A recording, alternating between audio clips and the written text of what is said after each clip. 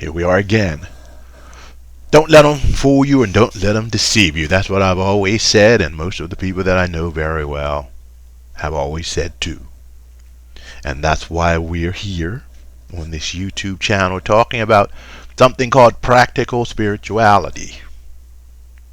On other venues where I've posted this video, people were commenting about how God doesn't exist or how dangerous it is to override or blend in politics with religion or various things. They basically are mixing up spirituality with religion again, you see. So today we are going to talk about just what spirituality is. The way we'll do it is by sort of using a metaphor, because some words just cannot really be defined, and when you define them, it becomes meaningless because you're never very accurate. So here's the metaphor, and an explanation is scientific, of course. In many various religions and spiritual practices and philosophy, the word spirit is also defined as breath or defined as energy. And so what we're talking about is something that is like the breath or energy. Now, in the scientific area, if we begin to look at what happens when one breathes, we find that when we take a nice deep breath in, we are bringing in air that keeps us alive, but we're also bringing in very, very small subatomic particles from the plants around us, from the people around us, from everything around us. And as we bring these particles in, what we're doing is we are regenerating our bodies. We are rebuilding our bodies from what we're bringing in. And as we exhale, we are passing out the old, worn out parts of our bodies, and we're sending those parts of our bodies back out into the world, back into the wind, the air, the breath, whatever you would like to call it. So every time we breathe in, we are breathing in every other thing that breathes in the world that is exhaled, making it a part of ourselves.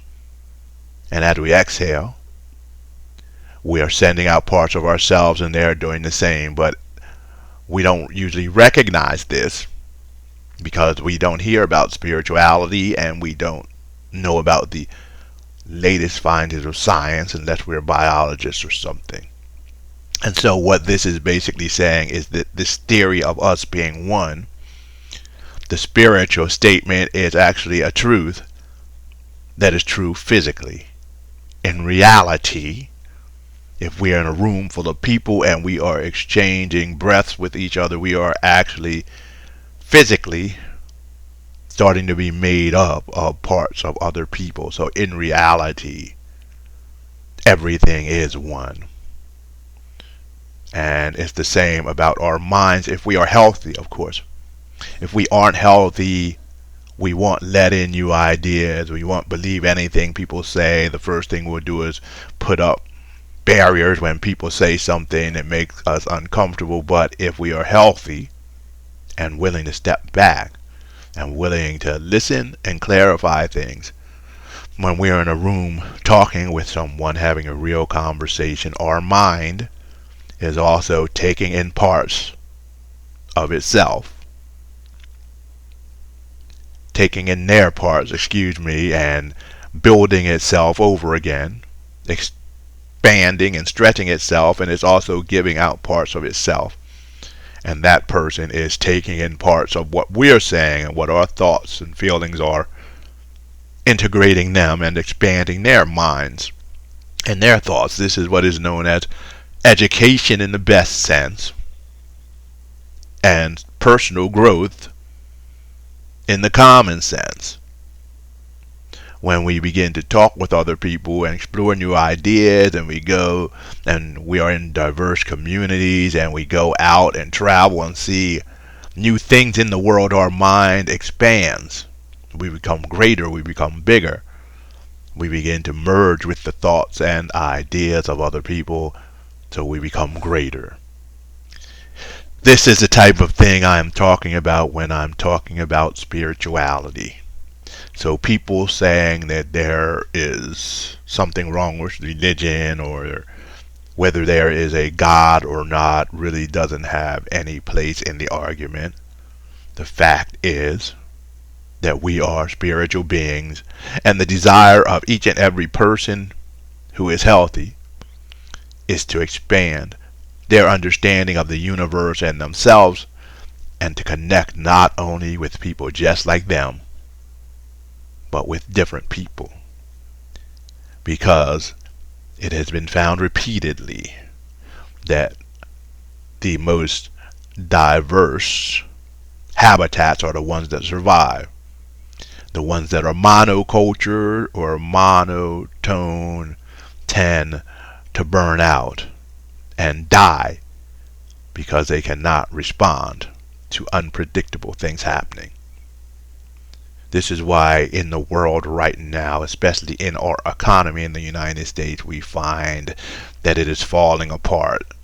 Most of our world is falling apart because of a war in Ukraine and the many wars that we fought and started, because of us sanctioning many countries. I think we've sanctioned more than 80 countries that use the dollar, which disrupted them, so they're cutting out the use of the dollar, so our money is crashing. Everything is beginning to crash because of foolish people being in charge doing foolish things. And the foolish things these people have been doing is trying to destroy three things. They're trying to destroy diversity. They don't want to have groups of people who are not like them, who are not predictable, who don't fit into their little clique, who question them and force their minds to grow. So they don't want diversity. They want to have people have one culture. They don't want multiculturalism. They don't want people with different ideas and thoughts and behaviors. They don't want people who do not act the way that they act and confirm for their egos that they are right and their way of life is right and the best way. So they don't want multiculturalism. And they don't want pluralism. That means that they don't want several different groups with different cultures living right next to each other with open borders, so that people who believe one way can cross into the group that best suits the way they believe, where people can vote with their feet, and where people can all live together and be happy and live in the groups that fit them the best. Because some people, the ones who are violent, the ones who can't stand people who are different, the ones who don't want anyone to do anything well enough to challenge the ideas that they are the best, those people will violently attack and try to destroy other cultures and groups of people. And since they will do that, and they consider themselves to be what's normal, they think that every other group has the desire to come in, to kill people, to steal, to rape, and to force them into a little box that fits their idea of reality. And so much of the pain, much of the suffering, much of the fear that we find in many of the cultures today, from the dominators, the one on top, the ones who stomp down people, who kill and destroy in order to force them to behave a certain way, the only right way, they cause all of us to fear our neighbors, to fear our friends, to even fear extraterrestrials, if there be any, because now people are so fearful of extraterrestrials because they think that if they have that advanced technology and they find out who we are, they're going to come in and do what our culture did when we found people who didn't have advanced technology. I think many people have accepted the false belief that everyone is willing to carry out such psychotic behavior because they've never looked in the mirror, or they never looked at history or psychology and realized that the collective consciousness of this country anyway is one of a paranoid, schizophrenic, psychotic person. And many people may be taken aback by this assessment, of course, but if you go and you study psychology and you see an individual who behaves the way that our country does towards other people, you will see something that is frightening. Somebody who you would not want to live next door to. Just imagine someone who goes out and gets guns, and then they feel threatened by their next door neighbor because their next door neighbor is doing something, so they go and have a preemptive strike against their next door neighbor and kill that person just because they were paranoid enough to think that if that person ever bought a gun, that person would kill them. That's our foreign policy. Go attack people. Go start wars.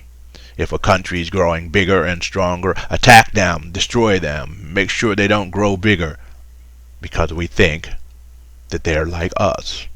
Every understanding of the world and every understanding of the universe is a mirror. It reflects who and what we are on the inside. And that is especially true when we look at other people and other cultures and we project our thoughts and ideas onto them and try to predict what they'll do in the future. That's why we have to be really aware of what we are thinking and what we are projecting, because those are the subconscious, underground feelings and thoughts that are driving us when we let our false face or boundaries down in times of stress, in times of struggle, in times of fear. It comes out for everyone to see. In psychology, they talk about this as being the shadow of the individual. Basically, our mind is set up where we have our conscious intelligence, where we're thinking and we're moving. Our ego is operating, but then below the surface, below something called the sensor, a part of our mind that separates our subconscious from our conscious. Below that, we have all of these thoughts and all of these ideas and all of these feelings that we never accepted in our conscious mind. And this sensor is a part of ourself that our minds have set aside in order to hold on to the homeostasis, to keep our personality intact, to freeze us in time. And this sensor is basically selecting what goes along with our idea of who we are and shoving what doesn't go along with our idea down into the subconscious, down into the shadow. What happens when there's an emergency, or when we become fearful, or when we become shaken up, sometimes is the energy we're using to maintain that sensor weakens, and then all of these thoughts and ideas that have been creeping up slowly and influencing us just pop up automatically. The thing is that is not only something that takes place on the individual level, but on the collective level. when we look at 9/11 and the way we reacted, it shows what our shadow was and is in this nation, to attack other countries that had nothing to do with it. And this Ukraine war shows the same thing. And all of the sanctions show the same thing. And so that's why I'm talking about basically no separation between religion, politics, and spirituality, because the things that are happening are coming from a very deep, dark, psychological level. And the only way we can deal with this level, we can reach to this level, and we can expand ourselves beyond it, is through spirituality and spiritual practices. The only way we can do this is to realize that we, in the greater sense, are one. And the spiritual practice is seeking the oneness and the wholeness. And from this seeking the oneness and the wholeness, we come to embrace things like diversity, multiculturalism, and pluralism, because we realize that such a world is a reflection of reality. Spirituality does not mean stepping out of reality. It means going deeper into reality. It does not only mean transcendence or expanding way above the circumstances in which we are. It means eminence, which means being here, now, fully and completely. And when we're in that place, we find that the miracles do not take place in some supernatural place. In fact, we find there is no supernatural. There is just creation, and us moving and living and breathing and being in creation. The only thing that limits creation is our perception, not creation. And we speak of all of these dimensions nowadays in quantum mechanics. We speak about spiritual realms sometimes and all of these things, but it's hard to realize, you see, that they exist because of our perception, but in a greater sense, they don't exist, because they are all one thing, and it is our perceptions and our awareness that separates these things. When we grow enough to be able to see and understand these things completely, they won't be separate anymore. And that is what people call being awake, woke, enlightenment, and by many other names. It's not about being magical. It's about being aware and awake. And this awareness and wakefulness drives us to the point where we begin to observe the observer, and we realize that we are more than those thoughts, those ideas, internalized. We are the ones behind those ideas, working the mechanisms that internalize those things. Now, some people say that this leads us to destroy the ego, to get rid of it, to cast it off, but I would say, not really. That's old thinking. The truth is, it leads us to begin to understand that the ego is not separate from all of those things either. It is part of the same thing. And it cannot be destroyed in the sense of killing it, but it can be taken back to its original essence, which is this dynamic system of thoughts and energy that is geared to interact in any circumstance in which we find ourselves if we don't solidify it, protect it, worship it, and serve it, instead of having it serve us. When we have the faith to realize that we can let it unwind anytime we want to, and that it will wind up again as we need it, when we want it to, and when we need it to, we live a world of peace and joy and contentment. We are able to move when it's time to move, to rest when it's time to rest, to stand up when it's time to stand up, to sit down when it's time to sit down, to speak when it's time to talk, and to be silent when silence is best. We learn to move in union with the Tao, with all there is, and our life becomes like living in the zone, like waves of the ocean rising and entering back, instead of one lifetime being equal to one wave. This lifetime we have here becomes like many waves, because we are always rising up, sinking back down into reality. Rising up is needed, sinking back is needed.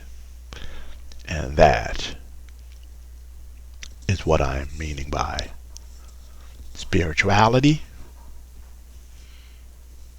and not separating spirituality, religion, politics, psychology, and all the other things that exist. So thanks for being with us. Subscribe, hit the bell, leave a comment. Visit us at minds.com if you would like, and you can find some more posts. And it's good to be with you. There's more information below about our website and how you can go to our free anti-racism, anti-oppression, claiming your identity course. So thanks for being with us. Namaste.